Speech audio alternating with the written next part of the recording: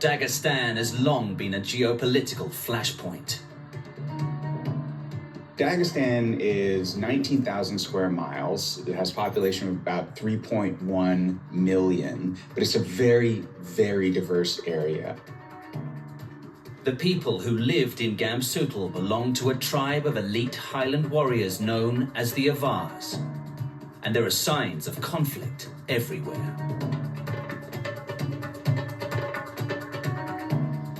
И каждый аварец знает, что их предок участвовал в каком-то сражении, и его имя, оно воспаляется из поколения в поколение, и это рассказывается предками.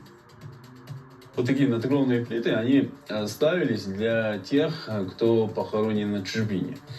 Это память о человеке, который погиб где-нибудь в битве.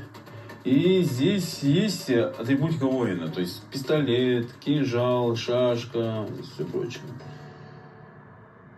The position of Gamsutl is another sure sign that this was once a heavily contested battleground.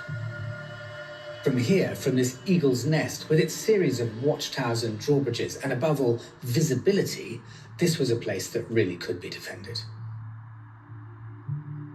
Эта возвышенность в Гамсутле использовалась как естественная башня. То есть это формирование скальной породы, она очень удачно здесь сформировалась, что наверху сделали такую как амбразуру, и стражи несли здесь дежурство.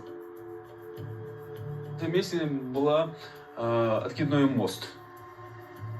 И это уникально тем, что если сюда подступал человек, какое-нибудь войско, тут можно было сверху закидать их камнями, село получало полное поражение. And the Avar's watchfulness would soon be called upon.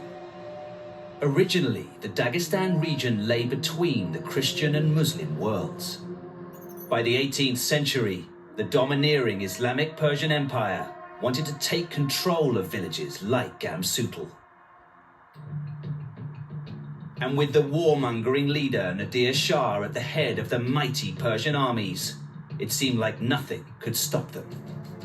Nadir Shah is seeking to expand the territory that he controls and the area from which he can draw revenue, and he does that by fighting and continuously fighting. He's sometimes called the Napoleon of Persia. Nadir Shah was determined to take control of Dagestan.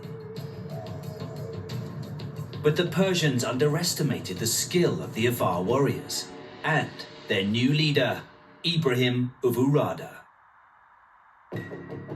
Ibrahim was a larger-than-life character. He was aggressive, he was provocative. He was a formidable military and political leader. The first problem Ibrahim faced, though, was not the Persian armies, but how to stop the Avar warriors fighting between themselves. What he's got to be able to do is build a coalition who are willing to put aside their constant state of internecine warfare and join in a common cause to resist Persian domination. Against the odds, Ibrahim Uvurada managed to convince the squabbling Highlanders to create a united front.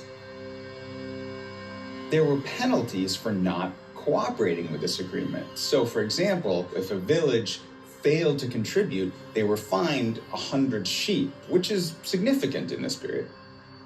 In the end, he assembled an army of 11,000 men, ready to face the Shah. In 1741, the bloodshed began. Боестолкновения происходили напротив, где мы сейчас располагаемся, напротив Гамсутля. When the war was finally fought, it erupted across a front that was tens of miles long. But more important than numbers of troops in an area like this is familiarity and intimacy with the terrain. And the Dagestanis had that. Ibrahim and his tribes have a massive home field advantage. The unlikely confederation of Avars took Nadir Shah by surprise. этом месте он получил свое разгромление. Он был вынужден уже убежать в сторону севера. Rumour has it that he left his vast treasures of campaign gold here in the mountains, and there are still treasure hunters who come looking for it. Following his victory, Ibrahim became famous as a Muslim scholar, while Nadir Shah was later assassinated by his own people. The Avars survived in Gamsutl for the next 200 years, until the Russian communists arrived in the 20th century. The Dagestani region becomes an autonomous Soviet republic within the larger Soviet Union. The Soviets did their best to quash the Avars' fighting spirit, but in the end, it was nature that won out. В 70-х годах был очень сильный ливень. После ливня вот единственным, который связующим звеном, там внизу, который протекает река, над ней был мост, и этот мост, как бы после ливня его снесло. It's simply too isolated, and people leave slowly over time until in the end there was just one person left. And he died in 2015.